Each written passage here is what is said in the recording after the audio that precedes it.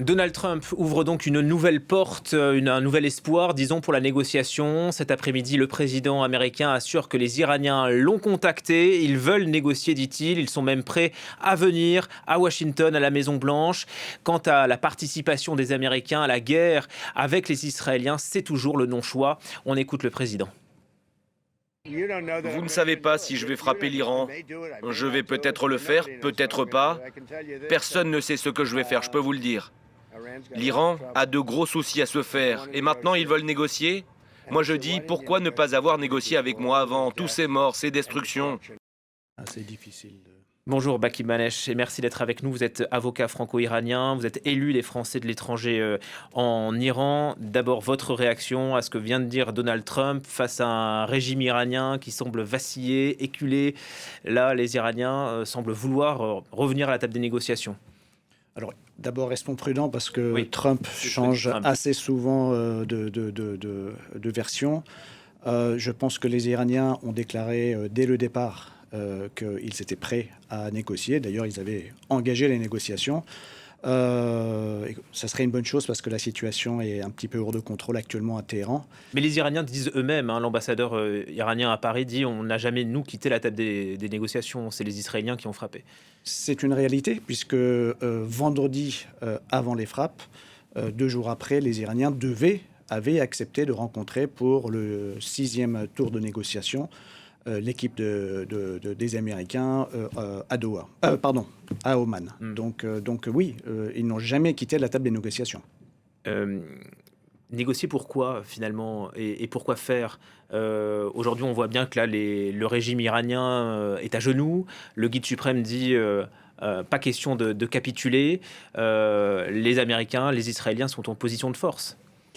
Dans les airs, il est aujourd'hui impossible de nier. Israël fait ce qu'il veut, en fait. Donc frappe partout en Iran. C'est une réalité. La supériorité aérienne est totale actuellement. Je vous disais, la situation est un peu hors de contrôle. Donc c'est un régime aux abois là, qui est en train de battre sa dernière carte. Dans ces conditions, face à l'ennemi juré que l'Iran s'était déclaré depuis la République islamique, oui, c'est difficile de concevoir autrement. Un mot sur le guide suprême que vous avez derrière vous, qui est intervenu à la mi-journée à la télévision, d'abord avec cette photo, et puis on a eu finalement un discours, on ne sait pas d'où il a été prononcé. Est-ce que déjà la forme vous a surpris? Il y a eu une voix féminine qui a traduit, enfin pas qui a traduit, mais qui a recouvert ses paroles. Comme Mariam Pirzadeh l'a dit il y a quelques minutes, oui, le décorum est un petit peu différent, enfin même très différent de ce à quoi on a l'habitude d'assister. L'ayatollah Khamenei semble effectivement très fatigué, les traits tirés. Donc la situation est clairement la protection autour de lui. On va voir ce qui va se passer dans les prochains jours. Si ce que dit Donald Trump est vrai et que les Iraniens sont prêts à négocier, ça pourrait permettre d'éviter ce que tout le monde craint aujourd'hui, demain ou après-demain, pensant que les États-Unis pourraient intervenir dans le conflit. Une dernière question sur la négociation. Négocier quoi? La survie du régime? Parce que là, le programme nucléaire iranien est fortement affaibli aussi.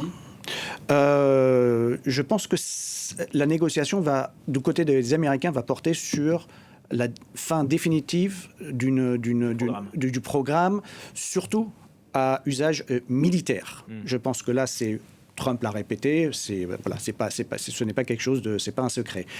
Là-dessus, il faut que l'Iran, selon les Américains, s'engage à ne jamais avoir la bombe atomique. Ça, c'est une réalité. Jusqu'où, après tous ces bombardements, après l'Iran va vouloir essayer de négocier la survie de son programme civil, clairement, ils ne sont pas en situation de force aujourd'hui. Et donc, on va voir. C'est en tout cas un moment de vérité. Un tournant. Baki Manesh, vous êtes élu des Français de l'étranger en Iran. D'abord, combien de Français vivent actuellement en Iran ? Nous avons aujourd'hui un peu moins de 1000 Français. grande majorité, 90%, sont des franco-iraniens. Donc ce n'est pas facile pour eux d'évacuer. Ça, c'est une première réalité, c'est-à-dire qu'ils sont le centre de leurs intérêts vitaux en Iran. Donc partir du pays éventuellement, mais pour aller où ? Ça, c'est un vrai problème. Deuxièmement, il n'y a aujourd'hui aucune préparation pour soutenir de tels départs. Des sénateurs des Français de l'étranger avec qui je communique régulièrement depuis le début de l'offensive, qui échangent, notamment aujourd'hui dans le cadre des questions au gouvernement, avec le gouvernement, m'ont averti qu'il y avait un conseil de défense dont un des sujets serait éventuellement de penser à l'évacuation déjà, la sortie du territoire iranien des Français, sachant que des informations très solides de l'ambassade d'Autriche et d'Allemagne me sont parvenues à travers de hauts diplomates. Ils ont, eux, organisé le départ de leurs ressortissants. Ils sont donc en train ça se de... dessine en France, quoi. Il faudrait. Il faudrait. Avec un vrai plan d'accueil. Bien sûr, c'est franco-iranien et la population en général, là, se sont vulnérables, en danger. Totalement. Depuis vendredi matin, réveil, depuis donc, le début de la guerre, nous avons des messages constamment, soit de Français qui se trouvent sur place, soit des familles de Français qui se trouvent sur place, et bien sûr des Franco-Iraniens qui sont, je dirais, totalement perdus. Ne sont bien entendu pas en sécurité. Il y a donc un vrai problème aujourd'hui, un dilemme pour eux. Quoi faire ? Certains ne peuvent même pas sortir de la ville. Vous avez entendu tout au long de ces 2 derniers jours, il y a des embouteillages monstres, et je crois qu'on les voit actuellement. Et ça continue. Voilà, et ça continue. Il y a des restrictions d'essence, forcément. 25 litres. Voilà. Et puis surtout, des queues interminables devant les stations essence. Donc, c'est aujourd'hui très difficile individuellement d'organiser la sortie de Téhéran déjà, et du territoire, c'est encore plus difficile. Et de manière très concrète et pratique, on apprend aussi que la Banque centrale iranienne a subi une cyberattaque d'ampleur. Est-ce que ça a un effet aussi pour les liquidités, pour les Iraniens, pour la vie quotidienne ? Oui, forcément. Aujourd'hui, si les Iraniens ne peuvent même pas justement avoir accès à leurs avoirs financiers, comment organiser un départ ? Et parmi ceux-là, les Français qui sont parmi cette population. Donc nous sommes tous très préoccupés au niveau des élus nationaux, des élus locaux, et donc depuis quelques heures, apparemment, ce Conseil de défense à l'Élysée qui j'espère, va permettre d'organiser les choses très concrètement. Une dernière question sur la répression. Mariam Pierzadeh le disait tout à l'heure, il y a des affiches aujourd'hui qui appellent à la délation. Est-ce qu'elles se renforcent d'après vous ?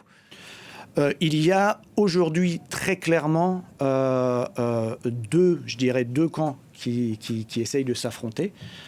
Ceux qui sont effectivement fidèles au régime, mais aussi un camp extrêmement dur d'opposants qui également organise une sorte de campagne de délation, d'attaque. Voilà, on est un peu dans une situation, si vous ne dénoncez pas totalement et sans réserve le régime, alors vous êtes des complices, vous êtes des collaborateurs. Ce sont des choses qu'on entend, des choses qu'on nous rapporte. Donc aujourd'hui, les Iraniens sont vraiment pris dans un étau, et c'est très très compliqué. En plus de l'effet psychologique et dévastateur de la guerre, il y a tous ces problèmes internes qui continuent. Et c'est dommage parce que l'Iran était à un moment clé avec une crise économique terrible et une crise sociale. Donc l'Iran devait bouger, devait changer de toute façon. Donc on va voir maintenant. On aurait beaucoup, la grande majorité des Iraniens, faut se le dire, auraient souhaité ne pas arriver à la guerre. Merci pour votre témoignage. Baki Manesh, avocat franco-iranien élu des Français de l'étranger en Iran.